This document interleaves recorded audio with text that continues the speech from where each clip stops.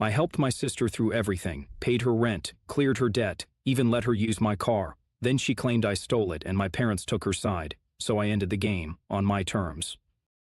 My name is Michael Carter, and I'm 32 years old. I've spent most of my adult life cleaning up after my younger sister Jessica, patching up her mistakes, covering her bills, and stepping in whenever she managed to screw something up. And she always did. Jessica was 26 but acted like she was 16. She had never held a stable job, never saved a dime, and never learned to take responsibility for anything. Somehow, that had become my problem. Our parents, David and Linda Carter, had decided long ago that Jessica was too fragile for the real world. Mom always said she was a free spirit who needed time to figure things out. Dad simply refused to deal with her at all. So, when she dropped out of college and moved back home, they made it my responsibility. Michael, you're older. You've always been the responsible one. Jessica just needs a little help, that's all. She'll grow up soon. That little help turned into years of financial drain. I paid her rent when she couldn't make it. I covered her credit card debt when she maxed it out on clothes and weekend trips. I paid her car insurance because she forgot. Each time I told myself, she's my sister, she'll get it together eventually. She never did. And this time, she had gone too far. It started with a text, short and casual, as if she hadn't done anything wrong. Jessica wrote, "Hey, took your car for a weekend trip. You weren't using it anyway, right?" I stared at my phone, the words not fully processing. My car. The one I worked overtime for, the one I made monthly payments on. I called her immediately, my heart pounding. "What do you mean you took my car?" I asked, my voice tight. Jessica sighed, like I was the one being difficult. "Relax, Mike. It's just for the weekend. We're going up to the cabin, remember? I never said you could take my car. You weren't even home. What's the big deal?" I clenched my jaw. "The big deal is that it's not yours." But before I could argue, she had already hung up. At that moment, I should have gone straight to my parents, but I knew what they'd say. "Michael, it's just a car. She's your sister. Why are you always so selfish? It's not like she stole it. She's borrowing it." I let it go. I shouldn't have. The next call came at 2 in the morning, waking me from a deep sleep. Jessica was sobbing. "Mike, I got into an accident." I sat up so fast my head spun. "Are you okay?" I think so, but the car," she inhaled sharply. "It's totaled." I barely heard the rest of what she said. Everything blurred. "My car, my responsibility." She kept talking, her voice trembling. "Mike, I need you to come here. The cops. They're being so unfair. Just tell them it's all fine, okay?" She wanted me to cover for her again. I took a slow breath, fingers tightening around my phone. "No," I said. "I won't." Silence. Then an angry scoff. "Are you serious, Michael? I'm your sister." "I know," I said, my voice steady. "And that's the problem." Jessica went silent for a second, probably in shock that I had actually refused her. Then, just as I expected, the screaming started. "Are you kidding me, Michael?" she shrieked. "Are you really going to let your own sister deal with this alone after everything?" Oh, I knew exactly what she meant by everything. Everything meant the years of bailing her out. Everything meant paying off her debts. Everything meant cleaning up the wreckage of every bad decision she had ever made. And yet somehow, I was the bad guy. I took a deep breath, gripping the phone. "You stole my car, Jess. You crashed it, and now instead of owning up to it, you want me to take the blame. Do you even hear yourself?" She let out a bitter laugh. "Oh, come on, Michael, it's just money. You can afford it. I'm the one who's hurt." Oh, there it was, the Jessica special, twisting the story, making herself the victim. I could already hear what she'd tell our parents. "Michael doesn't care about his own sister. I was in an accident and he just abandoned me." And, knowing them, they'd believe her. "I don't care anymore," I said. "Call Mom and Dad. Maybe they'll finally take some responsibility for you. I'm done." And then I hung up. The next morning, I woke up to exactly what I expected, my parents blowing up my phone. Mom texted, "Michael, what's wrong with you? Your sister could have died." Dad wrote, "We raised you better than this. You need to step up and help your family." Mom again, "The hospital bill is huge, Michael. She's your sister." I stared at the messages, feeling something I hadn't felt before. Not guilt, not frustration, just exhaustion. I ignored the texts. I ignored the missed calls. I ignored all of it until my dad showed up at my apartment. I opened the door, and there he stood, arms crossed, face tight with anger. "Get dressed," he ordered. "We're going to the hospital now." I almost laughed. "No, we're not." Dad's eyes narrowed. "Michael, you're acting like a selfish brat. Your sister needs you." I folded my arms. "You mean she needs my money?" He didn't even flinch. "She's family, Michael. You don't just turn your back on family." I let out a slow breath. Funny how that only applies when it's me giving and Jessica taking. Dad's jaw tightened. "You're making this harder than it needs to be." No, Dad, you made this harder than it needed to be when you decided that Jessica's life was my responsibility instead of yours. She's your daughter. Why don't you pay for her medical bills? We don't have that kind of money, he snapped. Ah, there it was, the real reason I was standing here having this conversation. I tilted my head. But I do, right? That's what this is about. It's always about money with you people. Dad's face turned red. Michael, this is your last chance. Either you help or you're out of this family. I laughed, a real, genuine laugh. Out of this family? I repeated. Dad, I was never in it. I was just the emergency cash fund you all guilted into keeping the house running. Good luck with Jessica, I said, looking him dead in the eyes.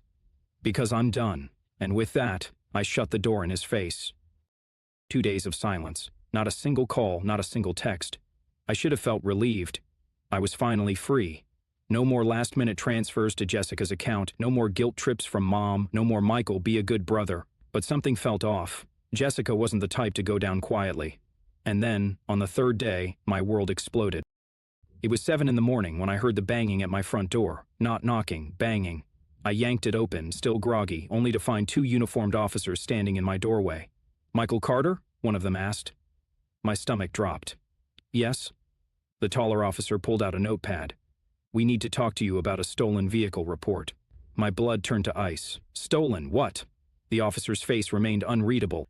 Your sister, Jessica Carter, is claiming that you stole her car, crashed it, and abandoned her at the scene. For a second, I actually laughed. Excuse me, my car, the one I paid for, the one she took without asking. The officer didn't react. Do you have proof of ownership? I stared at him. Of course I had proof. The car was in my name. But that wasn't what rattled me. It was the sheer audacity of it. Jessica had flipped the entire story, and my parents had backed her up.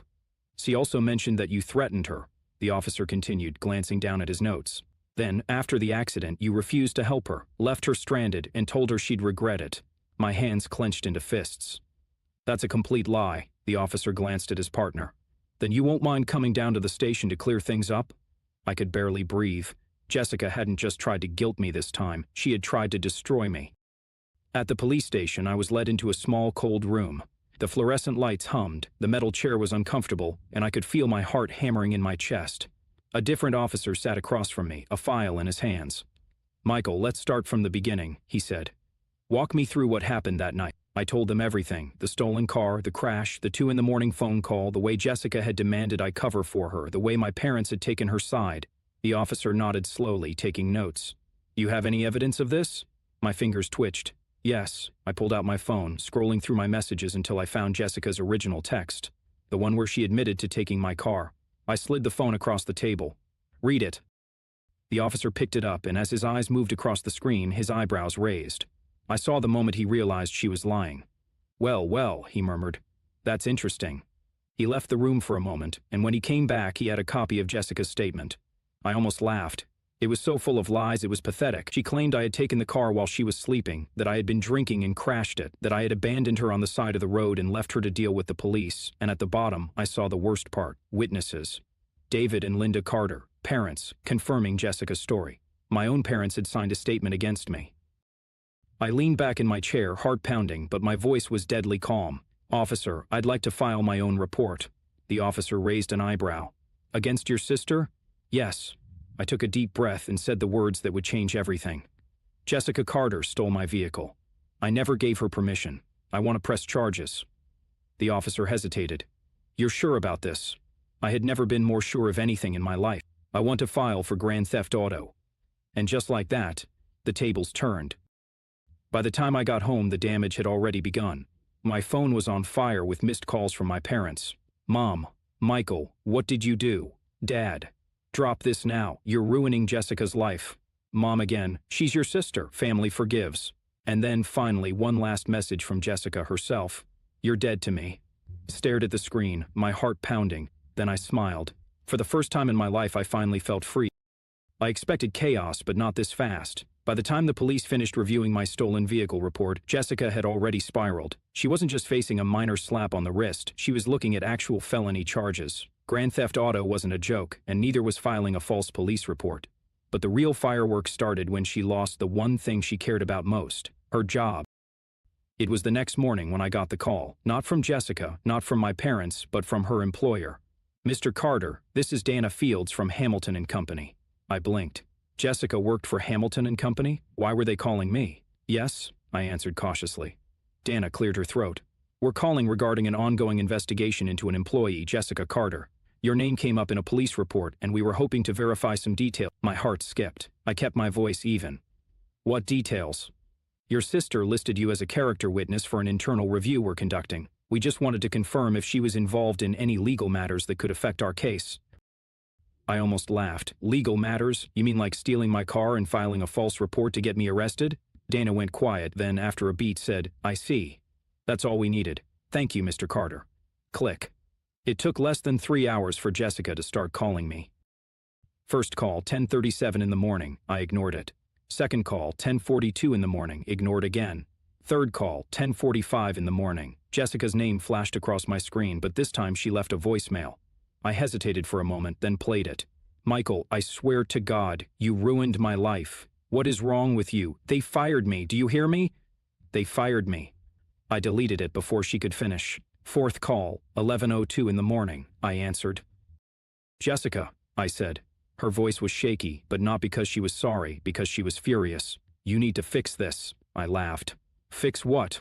You mean the mess you made? I didn't make a mess, she shrieked. I lost my job. My apartment isn't even paid off. How am I supposed to survive? I took a deep breath. Not my problem. She went silent for a second, then the desperation kicked in. Michael, you know I didn't mean for things to go this far. You filed a false police report against me. But I was scared, and Mom, and deep silence. Then her voice changed, the fake sweetness, the same voice she used when she was trying to manipulate people. Mike, please, I need your help. I don't have anywhere else to go. Ah, there it was. She wanted money. Jessica didn't care about the damage she'd done. She wasn't sorry. She was scared. Scared because for the first time I wasn't rushing to save her. I let the silence stretch, then slowly said, Welcome to reality, Jess. And I hung up. I knew my parents wouldn't let this go. By that evening, I heard a car pulling into my driveway. I sighed. Here we go. I opened the door before they could knock. Mom and Dad stood there, arms crossed, expressions set in stone. I didn't even invite them in.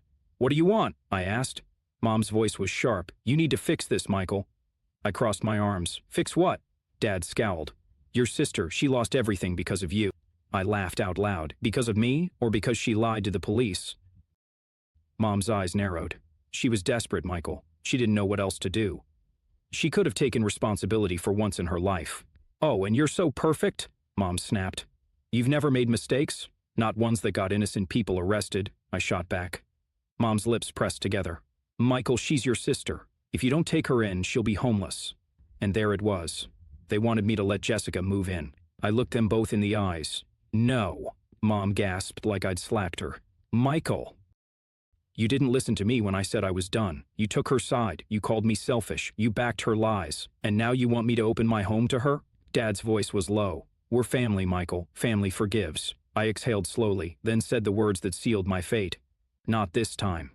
Then I shut the door in their faces. I heard Mom gasp, heard Dad mutter something under his breath, but I didn't care. I locked the door and walked away. 3 days later, I got the final message from Jessica. I'm leaving town. You really ruined everything, you know that? You got what you wanted. Hope you can live with yourself. I sat there, staring at the text. Did I feel guilty? No, because for the first time in my life I had chosen myself. Jessica was gone. The family group chat had gone silent. No calls from my parents, no more guilt trips, no more messages demanding money, nothing. For the first time in years I was truly alone. And yet, I felt empty. I should have felt relieved. After all, I had won. Jessica was out of my life. The toxic cycle was broken. So why did I feel like I was standing in the ruins of a war? Maybe because deep down, I had always believed one day she'd change. Maybe because, despite everything, there was still a small part of me that wanted to be her brother. I was still thinking about it when the knock came. A soft, hesitant knock. I frowned, checking my phone. No missed calls, no texts. I opened the door and froze. Jessica stood there. But she wasn't the same. Her hair was a mess, her clothes were wrinkled, the usual arrogance was gone. In its place was something else. Desperation. She looked like someone who had lost everything. For the first time in years, she looked genuinely afraid. Jessica, I said, my voice cold. She swallowed hard. Michael, I have nowhere else to go. For a moment, I just stared at her. Years of resentment, anger, and exhaustion boiled beneath my skin. All the nights I spent working overtime to cover her bills, all the times she called me selfish while taking my money, all the times Mom and Dad said, "Be a good brother," and now she was here, begging. "Michael, please," she whispered. My jaw tightened. "You tried to get me arrested, Jess." She flinched. "I know," I exhaled slowly. "You expect me to just forget that?" Jessica looked down. "I don't expect anything. I have nothing left." I studied her. She wasn't lying. Her job was gone, her apartment evicted, her friends nowhere to be seen. For the first time, Jessica was truly alone. She let out a shaky breath. "I don't need money. I don't need a place to stay. She hesitated, her voice cracking. "I just need my brother back." And there it was. Not a demand, not a manipulation, just the raw truth. For the first time since this all started, she looked like my little sister again. And that scared me more than anything, because deep down I knew this was the moment I had to choose. I took a slow breath. All my life I had been the safety net, the one who cleaned up the mess, and I knew that if I let her back in, even just this once, nothing would ever change. Jessica needed to fall. She needed to hit rock bottom, because as long as she had someone to catch her, she would never learn. She must have seen the decision on my face because her eyes filled with panic. "Michael, don't do this." "She swear I'll change. I'll prove it to you. Just give me a chance." I exhaled sharply. "I gave you 100 chances." Her face twisted. "You're my brother. You're supposed to help me." There it was, that same entitlement, that same expectation that I would always be there. My hands clenched into fists. "And what about you, Jess? What have you ever done for me?" She blinked. "What? I mean it. What have you ever done for me?" I stepped closer. "You took my car, you destroyed it, you tried to have me arrested, you lied to our parents, and now, when you have nowhere else to go, you show up and expect me to forgive you?" Her lips trembled. "Maiken, I thought we were family." I stared at her for a long moment, then quietly said, "A family doesn't do what you did to me." She inhaled sharply, as if I had just slapped her. I shook my head. "I hope you figure things out, Jess. I really do. But I can't be in your life anymore." Her breath hitched. "Michael, please." "Goodbye, Jess." And for the last time, I shut the door. 2 months later, I moved to a new city, started a new job, and began a new life. No calls from my parents, no messages from Jessica. And you know what? I didn't miss them. Because, for the first time, I was living for me. Some nights, I still thought about her, wondered if she was okay. But then I'd remember all the years I spent sacrificing myself for someone who never appreciated it, and I'd remind myself that this was the only way she'd ever learn. I wasn't angry anymore. I wasn't bitter. I was just free. And I never looked back. I cut off my toxic sister and family. Here's how it ended. Hey everyone, it's been a while. A lot of you asked for an update after I cut my sister off, so here it is. Short version. Jessica is gone, my parents aren't speaking to me, and I've never felt better. But wow, the reactions to my story have been wild. Some of you fully supported my decision, while others think I'm a cold-hearted monster. So let's talk about it.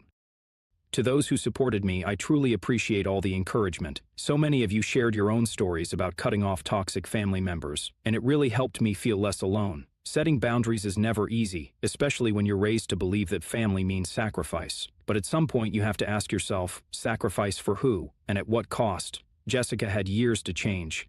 She had every opportunity to take responsibility for her actions, but instead she doubled down, lied, and tried to destroy my life. Choosing myself wasn't selfish, it was necessary, and honestly, the peace I feel now is something I never thought I'd have. To those who think I went too far, I hear you. I know cutting off family is a big deal, and I don't take it lightly. Some of you think I should have forgiven Jessica, helped her get back on her feet, or at least tried to repair things with my parents. But my question is, why is the burden always on me? Why should I be the one to fix things when I wasn't the one who broke them? Why should I forgive someone who not only stole from me but tried to ruin my life with a false police report? Why should I keep giving chances when every single one was thrown back in my face? At some point, enough is enough, and I reached that point. Jessica is out of my life. Last I heard, she bounced between friends' houses before disappearing off social media. My parents are still mad at me. They haven't spoken to me since I refused to take her in. I'm happier than ever. New job, new city, no more guilt. So what do you think? Who is right? Those who supported my decision or those who think I should have handled it differently? Let's hear it.